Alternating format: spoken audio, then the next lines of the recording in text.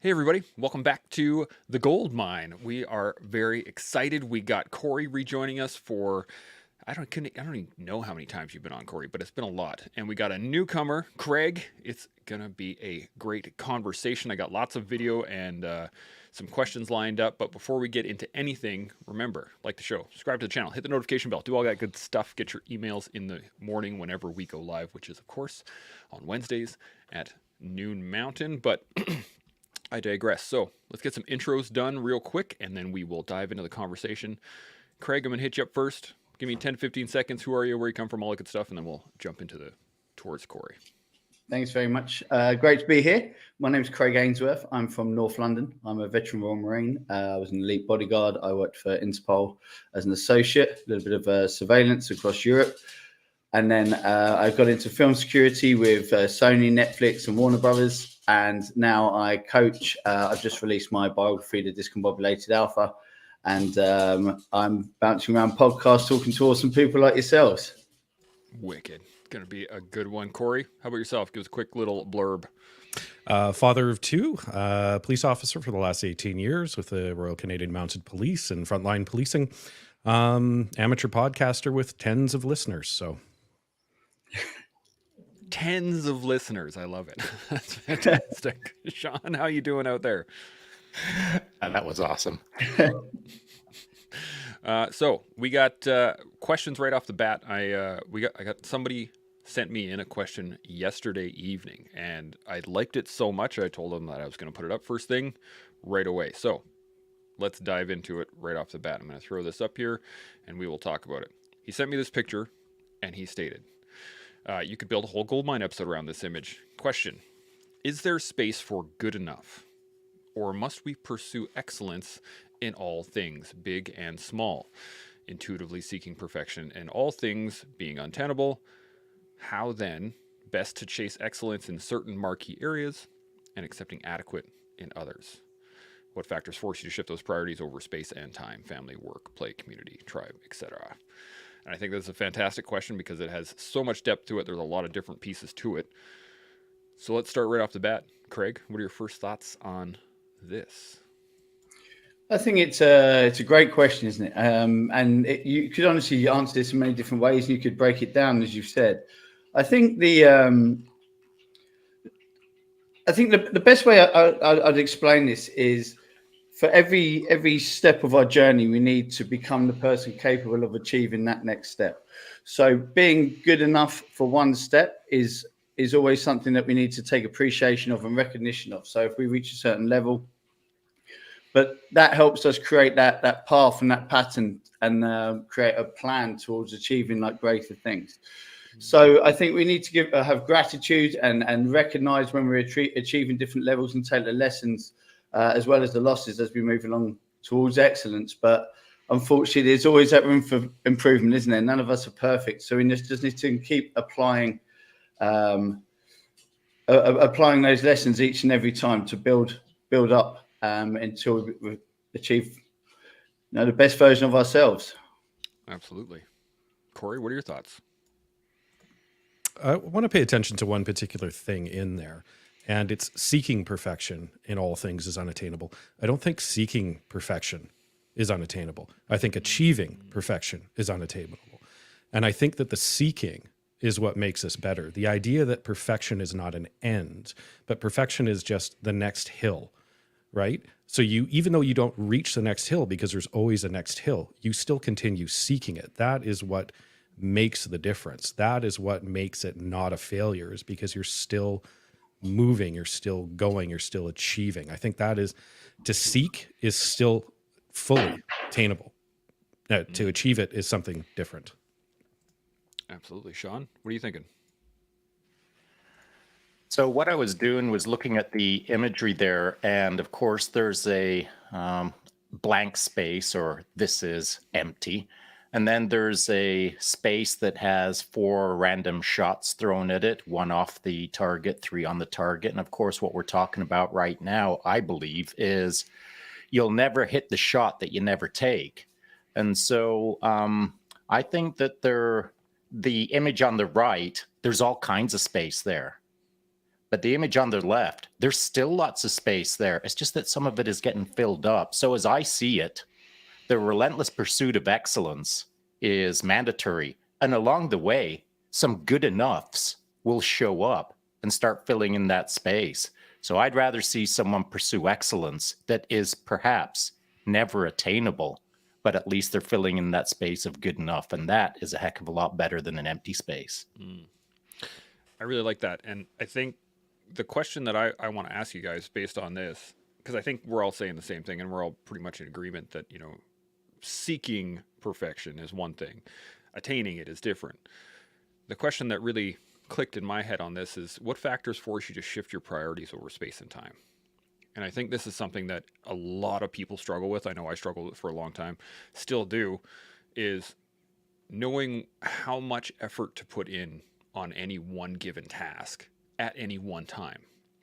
And we say all the time, do your best, which is, giving what you have in the moment. But what factors are there out there for yourselves that could shift that to like, okay, I need to put this on the back burner for a little while and I need to engage this next thing.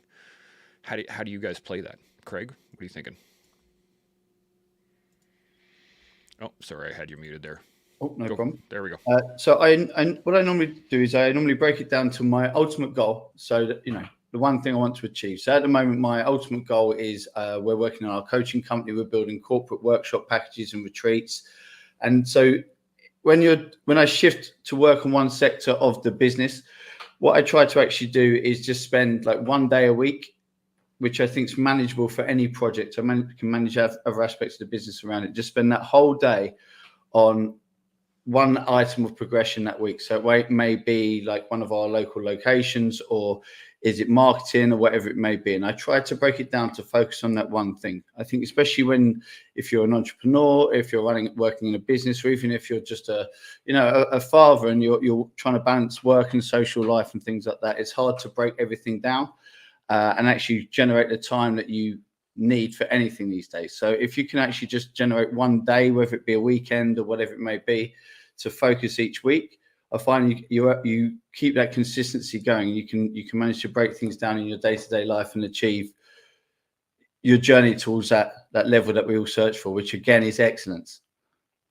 I like that. Corey, what are you thinking? I think obviously with every single answer that we're ever going to come up with, it depends on and how you shift your priorities, because it depends on the person.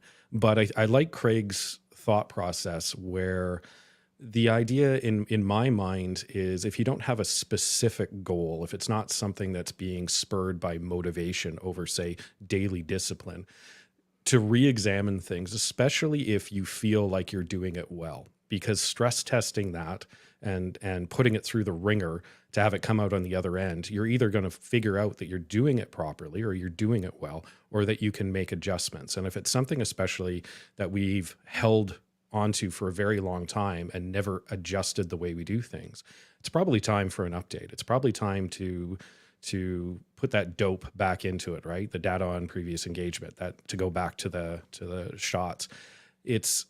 It's plugging it back into the system to see if you're doing it well. So your priorities are going to change, and sometimes in a surprising way, because you may think you're doing something very well, but when you go back through, you figure out, actually, I'm doing this pretty badly. I was doing it well from 10 years ago, but not now. Maybe I have kids, maybe I have a different job, maybe I have a different outlook. And then that shifts your own priority. So your previous priority when you started was maybe this because of motivation. I'm sick, I want to get well. And now it's actually, I need to work on all of these things as well. So these also become a priority. Shaun, what are you thinking? I'm going to play off of what Corey just dropped, and that is, I think what you've got to do is you've got to consider what you've accomplished, or look at your body of work through the timeline behind you and see what you've created. If you've been quote unquote successful with what you were pursuing. And so, like to your question, Chance, I'm going to try to distill it down. If someone's trying to determine how much velocity to apply against a problem, and they find that they're kind of going 50% in, 60% in, 12% in, whatever the case is, the only way to figure out what's creating what is to reflect on what you have created. And so if you put 12% work into your relationship and then a year later you look back and you're divorced, that's an algorithm that's pretty easy to understand. But it isn't easy to understand if you just look at your feet in front of you today and think, geez, I wonder why I'm divorced. Well, whatever. I'm sure I'll learn a lesson sometime in the future when I get married again. It takes reflection in order to better understand what you can and can't do in life, as far as I'm concerned. I like that. Craig, you got any additional thoughts on this? Yeah, absolutely. I agree with everything the guys just said. And I think it's important, as I said before, about when you spend that single day on that project. I think it's equally important that time you spend away from it, from reflecting on how you're doing things, taking inspiration and motivation from other areas. Sometimes when we want to do something, we're so eager to get the mission accomplished, we just get it done as quickly as possible. So as the gentlemen say, I think it's great. Just take that time of reflection, look around you. Your perspectives are always going to change upon your priorities. So I think that's all good and important to take on board as well. Absolutely. Now, Corey, got any additional points on this at all? How you doing? No, I mean, just to touch base on what Craig was saying as well is, your rest days are just as important as the days in the gym, right? For personal Absolutely. growth. So, now I have a question on this. So just a sec, just in case anyone misunderstands what Corey just said, a rest day doesn't mean put your head under the pillow and disappear for 24 hours, unless you desperately need that. And so to my point, you've got to understand what you're doing with your day, what you're doing with your life. If you need a break, well, take a break, but don't take a break where you shut down your brain and your body and all sorts of receptors and just kind of power down for a while, because that's called a power down for a decade. And then you don't know what you've just missed for the last 10 years. So you've got to be thoughtful. You've got to be conscientious with your decisions on how you're going to improve your lot in life. If you're taking a day off, maybe it's feet up on the couch with a book, or maybe it's you're not into reading that day. Maybe it's your feet up and you're reflecting on what book you would like to read if you had the energy to read. And so what I'm saying is that a day off is not a shutdown. A day off is an opportunity to re-engage with things that don't require you to do the stuff that has been a bit draining recently. And perhaps that's a physical drain. Maybe you've been training for an Ironman and you just need a day off.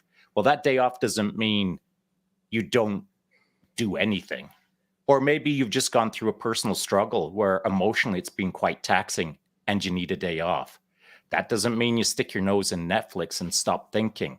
It's an opportunity to reflect as hard or as easy as you want on the things that you need the day off for, as far as I'm concerned. Yeah.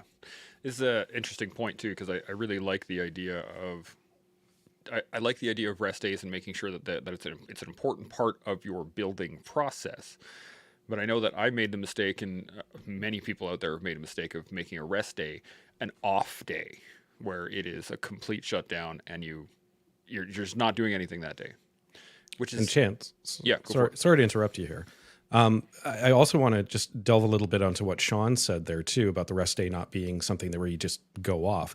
The idea, and one of the points that I was making as well is if you're pushing hard on something, you're pushing hard on a priority, you're making lots of progress, quote unquote, on it. Sometimes you need to take your foot off and allow the system to readjust. So you've been pushing, and you haven't allowed anything to balance. You haven't let anything readjust. So you haven't seen what the input is that you've put into the system.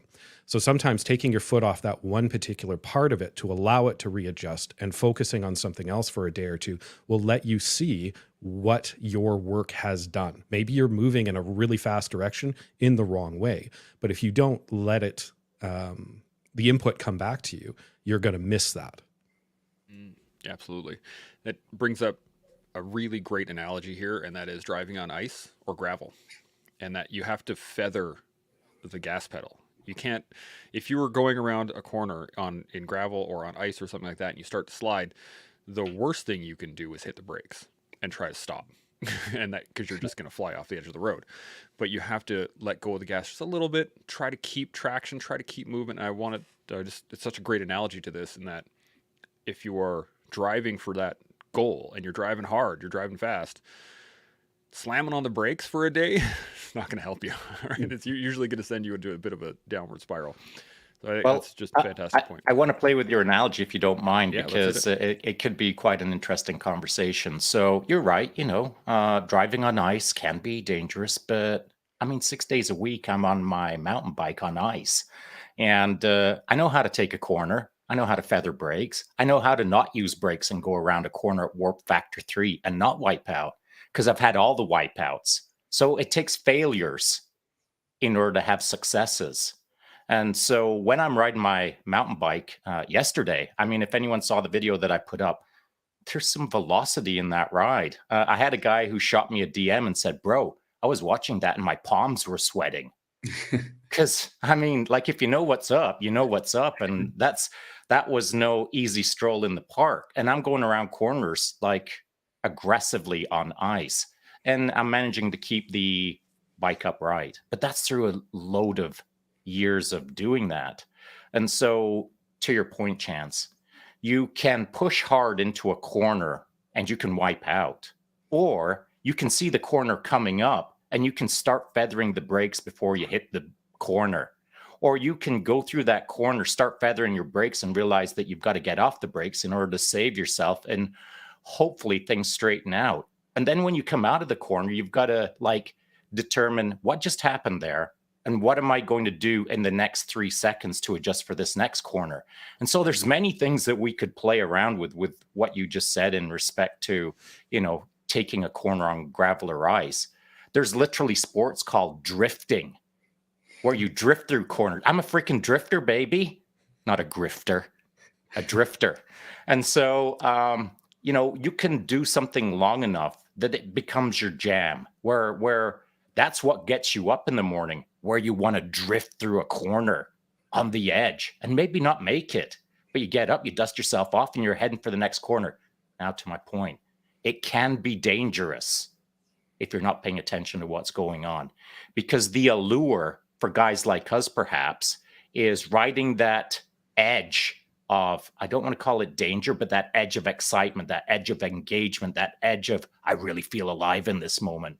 If you're not paying attention to details, day after day, month after year after decade after, all of a sudden, you haven't taken a break because you're so enamored with the riding the edge through the icy corner. You've got to pay attention to the patterns that you form. And if the pattern is, I'm Mr. Corner Drifter for the rest of my life, it's a bad title to give yourself. You've just got to recognize what's going on and find ways to pattern interrupt yourself so that you're not drifting through corners for the rest of your life. Like that. Craig, you got any thoughts on that? Yeah, I think it's there's different kinds of human beings, aren't there? And like, as he alluded to, there's certain guys, I think there's 4 of them on this chat right now, and all of us like to push boundaries, and we find something in that pursuit of those boundaries. It doesn't always have to be a complete success. Sometimes it's just about the story. Sometimes we get more from a failure than a win. But there's something in us that drives us just for the exploration. Maybe it's not for the destination. Maybe it's not for the information that we get. Maybe it's just for the experience of it and the people we meet along the way. And I find that something really interesting in guys like us and a lot of people I'm surrounded by. And I coach even like CFOs, CEOs, and like what you'd call normal people. And everyone has like that sort of spirit, something that they're pursuing. And there's those different levels, there's different increments, everyone's very different. But I wonder what it is that makes guys like us choose the slightly more dangerous, taking us to that edge, a little bit closer to the edge than most people might go to. I wonder what that is about us all. There's certainly something within us. And there's so many different levels of it, but that's something that provoked, from what Corey and Shaun both said there, has really provoked it, like that experience in life that we all search for. And I wonder, is it I'll ask you all back, is it the destination you're searching for? Is it the experience along the way? Which one would you choose over both? Ooh, good question. Corey, what do you got? I think for me, it's always been along the way. I find when I get to the destination, I'm almost underwhelmed. Yeah. I've done all of these things and I get to the top of the mountain and I look and I go, What's eh, next? what's next, right? And I want to go, Absolutely. and I want to go to the next one, right? And I want the story of what happened along the way, right? Yeah. The Lord of the Rings is not about them throwing the ring into the volcano. It's about the entire trip and everything that they've learned along the way. And I think, to Craig's point, I think we're probably all a little bit like that. But I wanted to touch base on one little thing that he said there, which was failure. I think that obviously we have a lot of tier 1 people on here and stuff like that, and it's all about the operator and the goal and everything else and getting the mission done. But another group of people that I think of are scientists. Scientists are excited about failure because Yeah. failure gives information, and information is valuable. And I think the day-to-day people are so worried about the end result, that destination rather than the trip, that they don't want to embrace failure. Whereas failure is exciting to a scientist because it means they've learned something. And it's something more that I think we need to take into our own lives, that failure is fantastic because failure allows us to put it back into that system that I was talking about. I like that, Sean. You got anything else on this? To answer Craig's question, I'll say that, and I've spoken about this in the past. I'm a relentless adventurer, man. I love a good adventurer. I mean, I'm not sure I would have thrown the ring into the Mount Doom because chances are I would have probably wanted to keep adventuring. Like, where's the next Sauron? Where's the next, where's the next bad guy who wants some of this? And so I do love a good adventure, man, because to Craig's point, it's for me, it's not about the destination. It's about the trouble I get into along the way, the failures that I absorb. To Corey's point, the lessons that I've learned in my life have always come out of failure, and wins or successes. All they do is sprinkle a little bit of icing sugar on the top as kind of like the confirmation of how failures teach me a lot. Oh yeah, right. I got to win. I guess failures do work. And so that's how I've run my life for sure. And I think that the only way to best understand how adventure can take you places is by just putting your shoes on like the freaking hobbits and walking out your front door and seeing where it takes you. You don't have to. This morning I put up a Valentine's Day thing. I mean, it's kind of almost like obligatory today where you've got to do a little nod to the Valentine's gang. And so I put up 10 shots of my wife and I kind of adventuring around Asia, Singapore and Japan and etc. And we're adventuring for sure, but the adventures that we were on just a couple of months ago aren't like wild and crazy adventures for us because we stepped out of our front door several decades ago and got our little hobbit feet walking around in the big world and normalizing little adventures into big adventures. For me, adventures are where it's at. And I think that a lot of people confuse adventures with they've got to be grand adventures. Like you've got to be flying to Japan to have an adventure. I disagree. What I think an adventure is stepping into the unknown. And so if you've been to the mall, your shopping mall that's nearby 1,000 times, that ain't an adventure. By now, you've got your favorite parking spot. What you need to do is hop in your car and drive to a place that you've never been to before. Spin around in 3 circles, get dizzy, and then start walking wherever it takes you. It takes you over the moors. It takes you over here. It takes you over there. It'll take you places that you've never been to, which is sorely needed, as far as I'm concerned, for someone who has never adventured before. There's a lot of good in that. And I was just, the whole time I was picturing Sam and Frodo walking up to Mount Doom being like, yeah, cool, let's go. And just like wandering off in another direction. Doesn't play out. Now, I have another video that goes along the lines of what we're talking about. Are there any other thoughts before I jump into it? Good to go? Cool. This one is just going to play right into what we're talking about. So here we go. Learn the rules well so you know how to break them properly. And I don't mean that in like an anarchist kind of way. I mean it as it applies to everything in life. So the rules that you were given as a kid when you were growing up and what you thought the world was about, or the rules that you've even given yourself about who you are and what you can and can't do. I think it's really important to know where those rules exist in your life and butt up against them to see, is this actually true for me? Is this is this something that is really important and matters in my life to maintain this hard right or left limit? Or is this something that seems artificial and I need to break through it? There we go. That was supposed to be a little bit, just a second longer, but I guess we get the point, though. Corey, what are you thinking on this? Oh, I've said it many, many, many times about the fact that just because you hold something true doesn't mean that it is true. And it might have been at one point in your life. You might have done all the research that you needed to do. You might have stress tested it, like we said.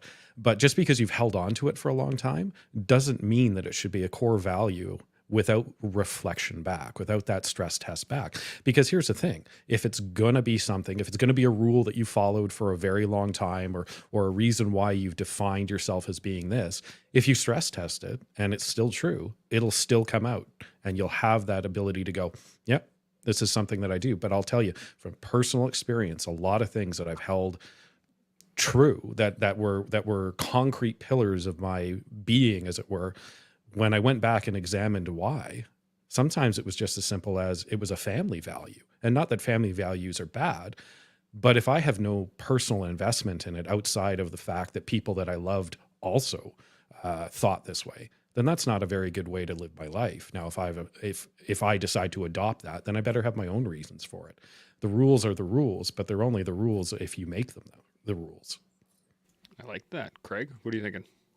Yeah, I agree, and I think like, as we've all been saying the entire time, I think it's about having that ultimate belief in yourself and what you're doing. But and by achieving that is knowing your boundaries, knowing what's important to you, who you want to be, knowing if the juice is worth the squeeze in whatever you're trying to achieve, so you can keep that balance.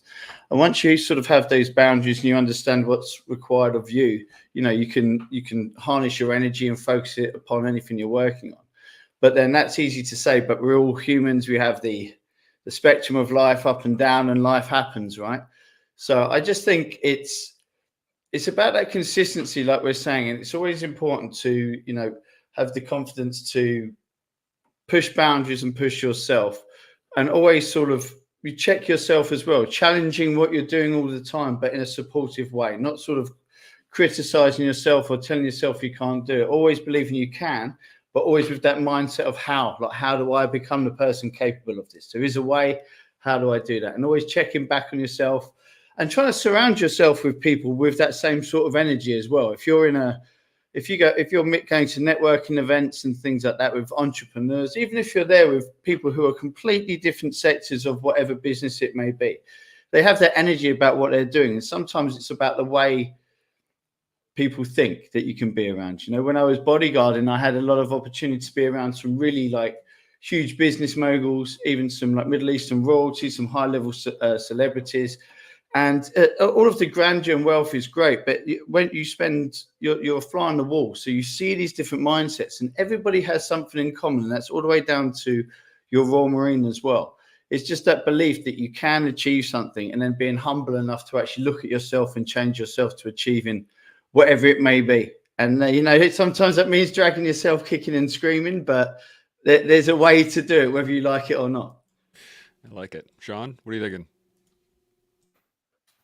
That was virtuously savage. And so I agree with Craig in the sense that, and I've been in that circumstance, that observer circumstance where I was a close protection agent for billionaires and all of that good stuff.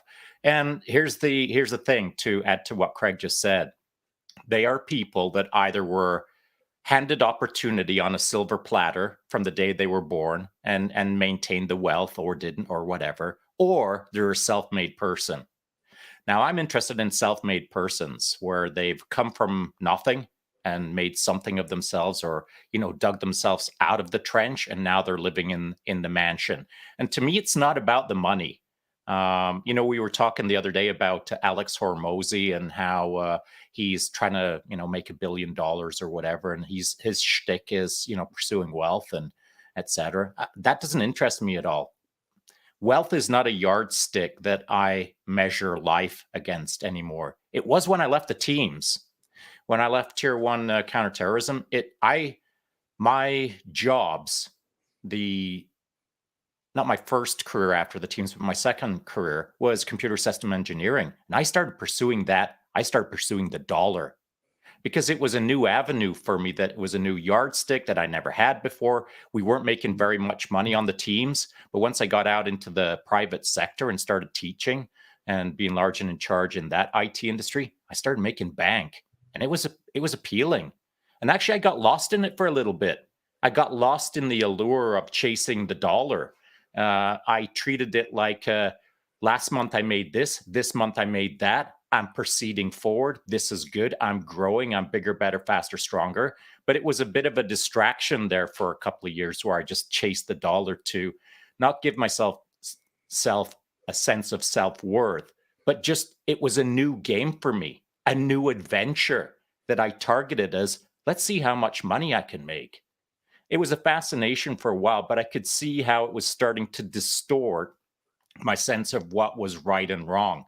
So I kind of abandoned it as a game, but I did continue to observe wealth and see how others play with their wealth and why they do or don't pursue wealth correctly.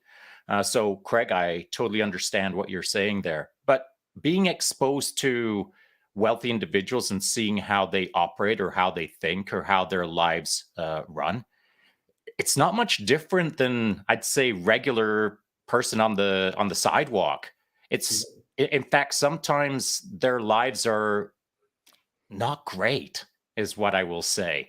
And I wouldn't get into that any further, other than if you're a happy person right now with some money in the bank, pat yourself on the back, because I know people who own the bank and are extremely unhappy.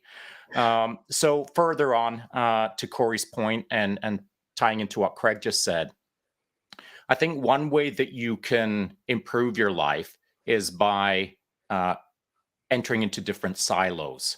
And so for myself, as an example, in Tier 1 Special Operations, we were taught how to do things. I know how to do certain things, and I was quite competent. But it wasn't until I went into computer system engineering and started thinking like a scientist, if this, then that. That's what computer system engineering is a lot of. If this, then that. And so I've run my program ever since I heard that term, if this, then that. Oh, that's cool. I dig that. I'm going to start applying that against engineering. And so that's kind of what you need to do in life, I feel, is whatever silo, singular, or multi silos that you are operating in, the more silos you play with, the more general sense of how to run a better life you will have. But that can happen by happenstance or by luck, or it can happen by thoughtful, intentional action through a if this, then that. You need to compare silos against silos or patterns against patterns to understand if what you're doing right now is singular focused or multi-focused. So if this, then that. This brings up an interesting question. And I'm just going to go back for a second here, Shaun. You had you said lost in the allure, and we kind of touched on it just a second ago with the car analogy, and you can wake up every day and be that guy that's going to drift around that corner. One of the things I was talking to Seb about just the other day when he was in town was the fact that during this last year with the collective, I was running the collective in my head constantly all year long, every day, all day long. It was just like scheduling and next show, and then we got to get topics and blah, blah, blah. And it was just this constant run. And now I'm actually having to learn how to like turn it off when I'm not working it and work it and just like, okay, now I'm here with my family. Okay, now I'm here at jiu-jitsu. And it's a skill set. And I wanted to kind of touch on it, get your guys' thoughts in terms of like, how do we check ourselves when we are lost in the allure? And previous to that, how do we recognize we are completely lost in that one task, in that one thing, in that one desire? Craig, what are you thinking? I think it's an interesting question, isn't it? I think the way that I recognize I can become obsessive with things. So I have like a level of ADHD, and everyone likes to label themselves this, that, and the other everywhere. But if I become focused on any given task, I want to know everything about it. I want to really immersed in whatever it may be. That's like when I was on in the Royal Marines, it was great because you live in that bubble, you do what you do. It was the same when I worked in security teams. Like, we lived in that bubble. We were just off working. Nothing really mattered outside of what we were doing, and so on and so forth.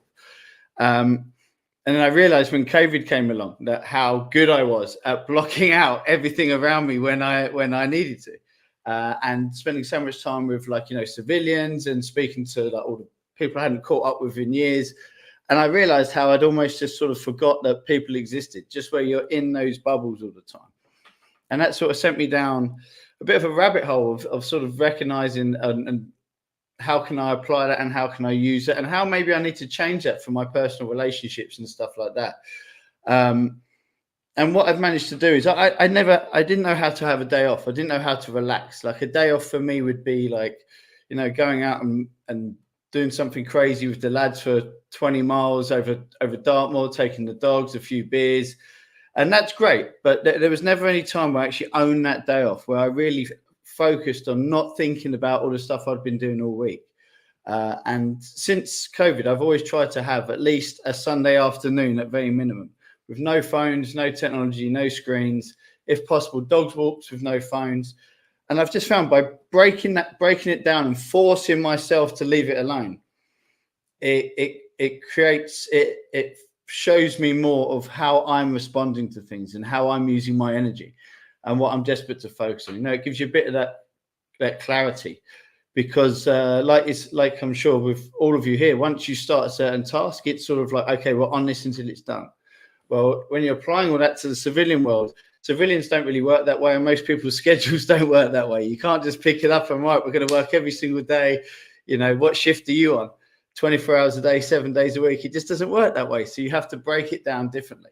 And since I've been doing the coaching and workshops and stuff like that, again, I've been forced to look at their schedules and how their days run and how they break it down. So it's been interesting to sort of bring the two worlds together, where one sort of wants to stay in their comfort zone. They're quite happy. They're very successful. They're doing their thing, but they sort of want to venture out and sort of take on some of the lessons that all of us guys have from applying and being able to achieve these things. But at the same time, it's making it fun enough and luring them out of that comfort zone. And then I've learned oppositely how to actually kick back and try to sort of step away from and break it all down. So it's been an interesting journey. And as you can tell, the journey's sort of only just begun, Jen. So I'd love to hear your feedback as well. Absolutely. Corey, what are you thinking? I'm nodding along with Craig here. It's amazing. We're brothers without knowing it. But big thing in my line of work is the Eustas.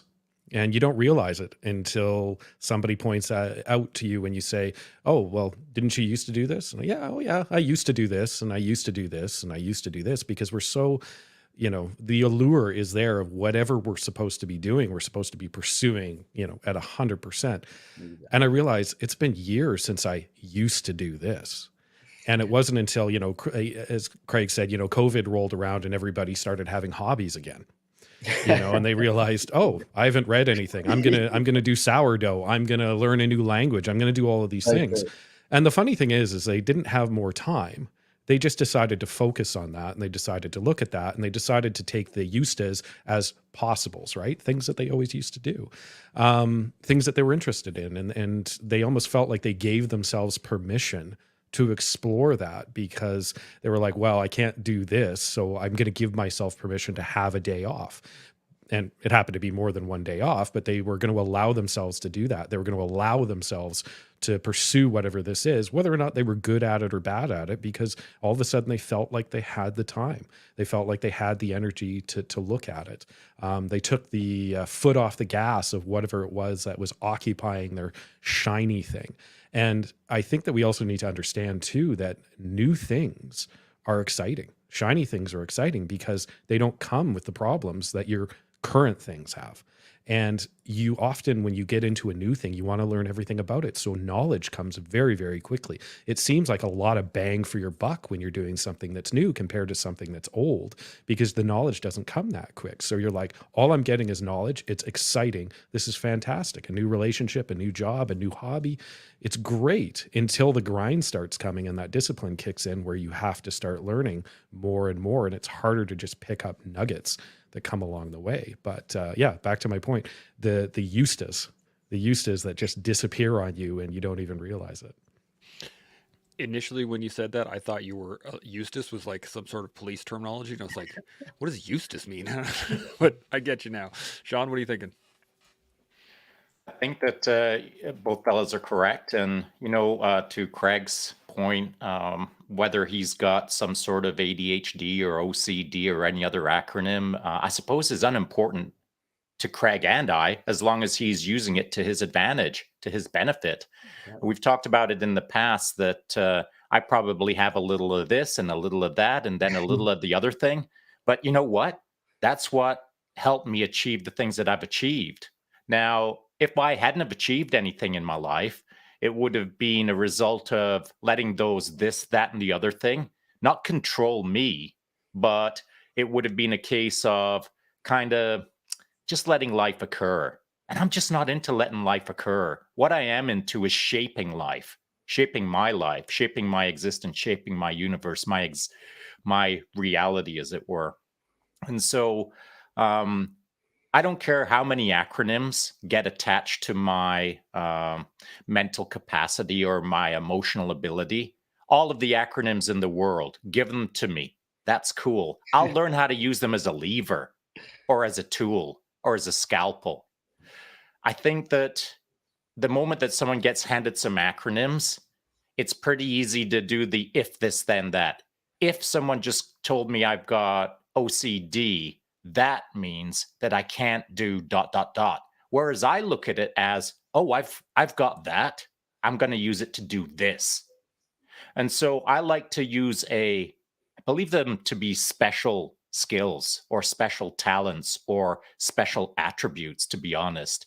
If someone has ADHD, I think it's an opportunity to learn how to manipulate it throughout the rest of your life to produce the results that not only are impressive to you, but kind of illustrate to others who may have ADHD that they too can kick that ass if they learn how to use the tool correctly. So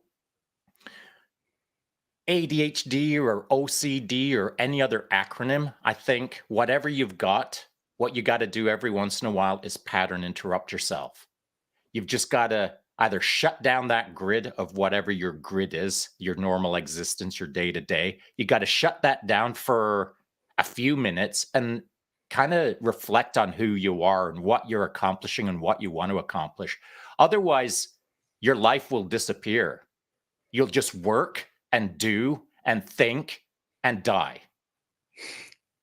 But if you pattern interrupt in there, if you just chillax for a few minutes and realize, man, what have I done over the last year? What would I like to do over the next year? Now you exist. You see what I'm saying? You get lost in the journey of producing and then you die. But if you're producing and you put pattern interrupts in, now you're alive. It's agency within your agency rather than that dude's got agency and then he dies and he never realizes what that agency means. So I think you've got to really pattern interrupt yourself on this journey.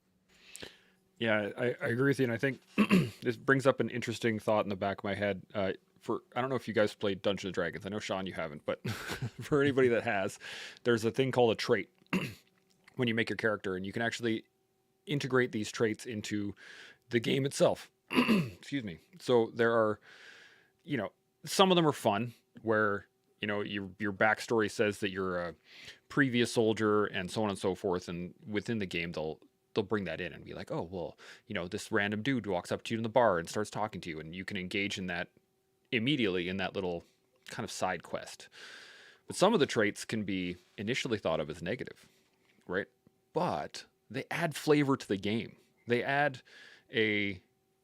another level, another element into how you play that character. And I think, I apply this to life in that all the little idiosyncrasies that we have, all of the labels or the acronyms or whatever it is that are attached to our life, we can use those as, added flavor to the game that we're playing, right? You start utilizing it in a way that enables you to get farther along in whatever it is you're doing. And I think that's a really interesting point, that to be able to take something that would initially be thought of as a negative, like a label or a I have a whatever, but then playing into it and like really leaning into it so that you can play it to the best of your ability. And then that's going to open up new doors that you never even thought existed. Got any Or thoughts on this, not. Chris? Or not. Because you know what Dungeons and Dragons is? It's a freaking role-playing adventure game. It's an adventure.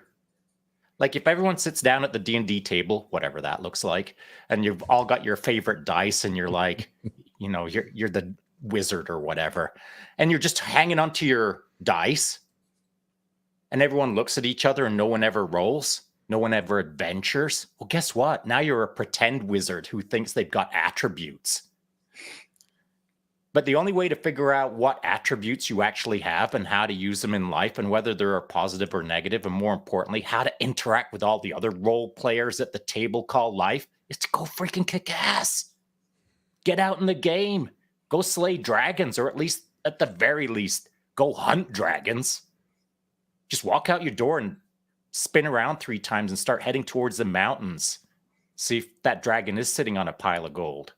If you only get halfway there, big deal. You probably had to cross a few rivers, probably dropped your wizard staff in the water once or twice, learned a few lessons, and learned what talents or special attributes you've got, traits. The traits don't exist if your adventure is this: from your safe house to your safe workspace cubicle back to your safe house. That is not a D&D game. That's barely dominoes. And so I think, to your point, Chance, life can be a D&D game with all of us with our special attributes, but everyone's got to be freaking rolling their dice in order to interact in the game of life. 100%. Craig, And you got Chance. thoughts on this? Oh, what do you got, Corey? Oh, sorry. Go for it. I was Dive going in. to say, actually, something that was interesting because you brought up the idea of tools and traits and things like that. And immediately I was thinking, I'm walking around with a tool belt, right? If I need a screwdriver and all I've got is a hammer on my belt, I'm going to be a little pissed off because it's going to take me a long time to try to screw that screw in with a hammer. But man, when I need a hammer, am I ever equipped for this job? And am I ever efficient for that? So yeah, I may have a hammer when I want a screwdriver, and it sucks most of the time. But man, when it's time to shine and I need that hammer, I am game on and I'm good to go. You got music from the heavens and all kinds of things going on. Craig, you got thoughts on this? Yeah, absolutely. I think along the lines of both of them, I think it's, dreams come true when you're brave enough to fight for them.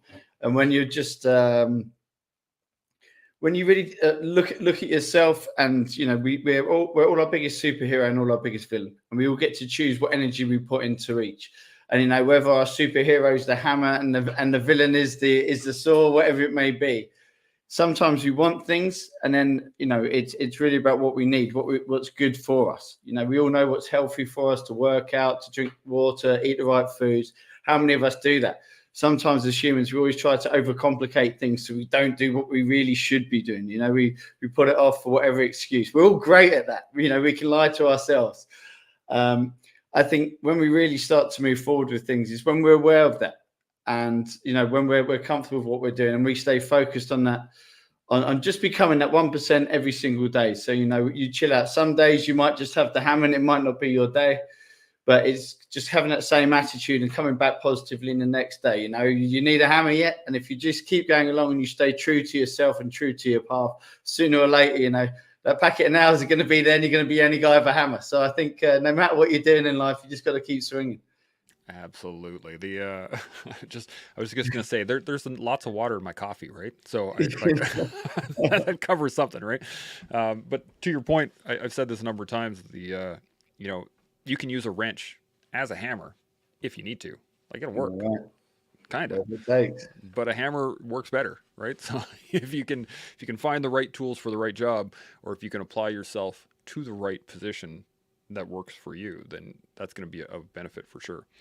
Any other thoughts on this before we jump into? I got one more clip, I think, before we can shut her down. If all you own is a hammer, that's cool. You're good when a hammer is required, but where you'll be really valued is when you hop on a team that owns nothing but screwdrivers. And so it's your job to figure out what tools you've got, literally. It's your job. And once you know what tools you've got, it is then also your job to start looking around to see how you can build a freaking house with some other people and show up with your hammer, and you'll be like valued if everyone's got screwdrivers. And you know what? Everyone that's got screwdrivers will be valued by you when you need a screwdriver. And that's the way teams work, man. Not everyone brings everything to the table. No one has it all figured out. No one's got all the tools. The more tools you've got, congratulations.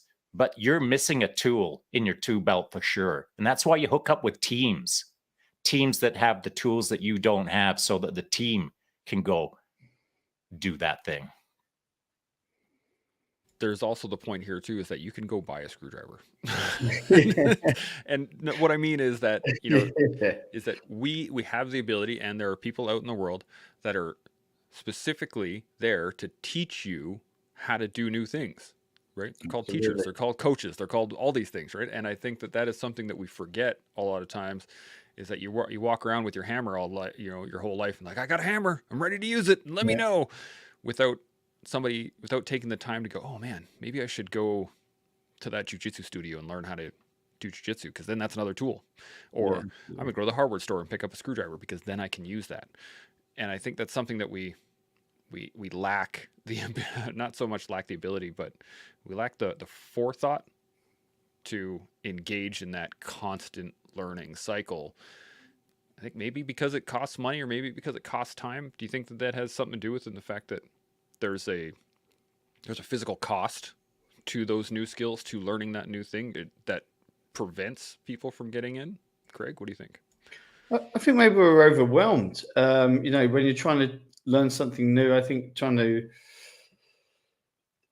I think to take courses, to find the time and things like that. I think you can gain so much information now from YouTube, from podcasts, from online. I think you can self-learn.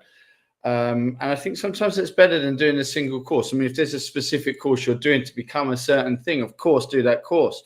But I think it's always important to be learning. I love that quote, that geniuses learn from everyone and everything. Smart people learn from their own experiences, and stupid people already have the answers.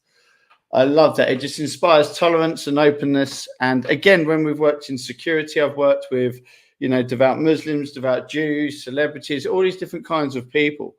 And I find just normal people, the only way that they differ between these hyper elites, so to speak, are the mindset. And I think you're more open-minded when you're at that level. You've kind of seen it all. You recognize you've got all the wealth.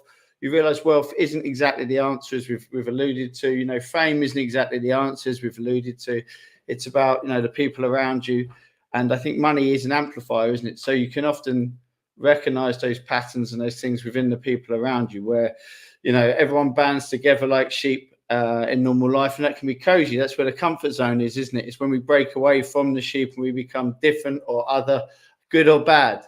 Judgment begins. I think that's when the hairs begin to split. So I think it's always important to try and remember where we've come from, to recognize our path.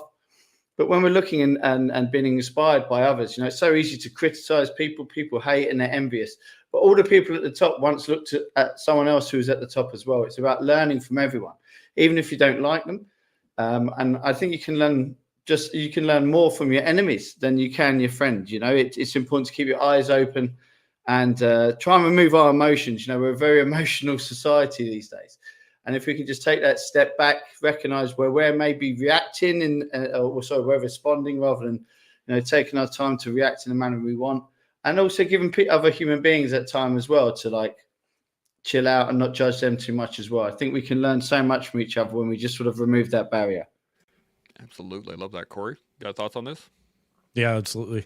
I was going to say the most amount of time I've been horrifically wrong is when I've believed that I've had the answer prior to going into the situation. Right? Come in and people are talking about stuff, and I take 2 seconds to absorb it and go, I know what they're talking about. I start talking about my experiences in it, and everybody's looking at me and they're like, We weren't talking about that. And I'm like, oh, okay, well, I guess I'm wrong. And I found that like every time I think I got this, I already know what's going on. I don't need to know anything. And I'm usually horrifically wrong and usually adding to the problem at that particular point. But the other thing too with people is we like to be good at the things we like to be good at. And we hate not being good at something. So I'd rather continue to be good at something that I'm good at rather than expose myself to something new and potentially be bad at it. Now, I don't like to live my life that way, but I'm sure there's a lot of people out there that do. So just be aware, you're going to be bad at it until you're good at it. Yeah, 100%. Shaun, thoughts? Well, I think that the fellas kind of covered it off pretty well. I don't think I've got anything more to add. But, as we're coming up towards the end of the show here, I'm just kind of curious as to Corey and Craig's and your opinion, Chance, on if you look back on the last, I guess, 55 minutes of what we've been talking about, how would you distill it down or compress what we've been discussing?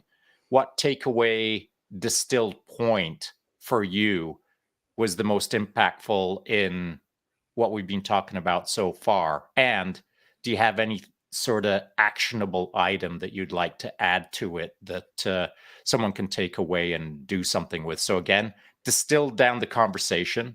What actionable item would you apply against your thoughts on it? That is a very good question. Craig, you're going first. Yeah, awesome, man. I love that question, bro. That's great. I think what's really interesting about all of us speaking, again, I spoke about it earlier, about us all having that similarity. We've all got that growth mindset. We've all got that hunger for something new to learn. It doesn't matter what direction it's taking us in. That's why we've all been able to go in different directions in life, coming from different backgrounds, but there's all something within us that wants us to learn. I think anyone that's listening in that's maybe trying to figure out that mindset, I actually work with some guys, and we actually teach the alpha mindset, which is accountability, lessons not losses, positivity, humility, and action. And that's something that like you can check yourself, like we've spoken to throughout this chat, and just be like, well, okay, like the world's falling apart. It's not my fault, but it's certainly my problem for me to get the best out of this for me, or whatever the situation may be. So you've got to take that accountability. The lessons that not losses we've spoken about, staying positive, always staying humble, as we've spoken, always learning from everyone and everything. And then action, where everyone falls apart. Everyone's a great planner, but it's about getting yourself out of bed, getting up and getting moving. And I think that's what defines, dare I say, people like us and people who achieve far bigger things than maybe us as well. But they've achieved those things by getting up and just, as you said before, taking that first step and daring to dream. And I think that's what I've taken from us. We've all got that heart, and it's just about us learning how to achieve what we want to achieve and being brave enough to do so. 100%. Corey, what's your takeaway? Don't be afraid to make mistakes, because they might not end up being mistakes in the end. Just because you're worried about it being a mistake isn't a big deal. I had an issue at work where I went up and just pulled a massive bonehead move. I didn't know why I did it. I knew I shouldn't do it, and I did it, and I had to suck down the ego and apologize profusely for doing it to somebody it wasn't their problem. It wasn't their issue. I made it their issue, and I was in the wrong. And I realized that when I stopped thinking that I was the one who made the mistake and I was the one who needed accountability for owning up to it, that's where I ended any of my learning or any of my takeaway from that situation. It wasn't until I took responsibility for it and realized I had made the mistake and moved past making the mistake and making it right that I truly started to learn and be better from that situation. If I just focused on worried about making the mistake and then explaining it away, then I'm never, ever going to get better. If I'm just stuck in that, then I'm screwed. Yeah, I like that. I would say my takeaway from this one is movement is life. And I say that quite often in jiu-jitsu and all kinds of things. And I don't just mean physical movement. Physical movement is important, but emotional movement, psychological movement, being able to move and flow and engage things in different angles in different ways, and never being stuck or rigid is, I think, the key to everything that we've talked about so far today, is that you just got to stay moving. Got to stay moving, whether that be physical or mental, psychological, anything. Shaun, what's your takeaway from this? It's not actually. I know I kind of asked the question, and now I'm going to cheat a little bit. It's my game after all. So, what my takeaway is this: is I just look at the panel or consider the panel. We've got 3 guys from Canada and 1 from the UK, and we could be just as easily doing this in a pub or in a restaurant or in a someone's living room. It's that casual. It's something that I found to be interesting about people that we have on the podcast when we're all just kind of hanging out here. Like-minded people, but not so like-minded that there isn't, and I'm not going to say friction, but that there isn't thoughtful or thought-provoking conversation. So though we're all like-minded, we're dissimilar enough that we can combine our minds and make something better in the moment. That's what I love about these kind of conversations. That's my takeaway. Not something that was said specifically in the conversation, but the overarching theme of find a silo where you're challenged but not upset, where you're thought provoked many days later, but not so much that you're reluctant to go again. I think that you've got to find your right velocity, your right crowd, your right vibe to learn more in life, and never be afraid to line up next to people who you think you don't belong there, or that they're too large and in charge, or they're too big of a deal, or they're, they've got too much personality, however you want to think about it. Just line up with them for a little while and see how it feels, see what it does for you. And if it ain't your cup of tea, that's not lost time. Believe me, many years later, you'll look back on that time that you may have thought was lost, and you'll realize that it was some of the best time that you ever had in your life. But sometimes it takes years to understand that. So go line up with some adventurous people who create thought-provoking conversation and see where it takes you. Yeah. And I would do some final thoughts, but I think we just had them, so we're not going to dive into that so much. So I really do appreciate Craig, Corey, Shaun. This was a fantastic conversation. I really did enjoy it, and there's so many nuggets to be able to pull from this that we just excavated from our own minds. And I really just wanted to say thank you because this is fantastic. And to everybody watching, I'm going to say the same thing I always do. Continue to learn, build, and grow. We'll see y'all tomorrow. Or next week, I should say. Chimo. Chimo. Ciao.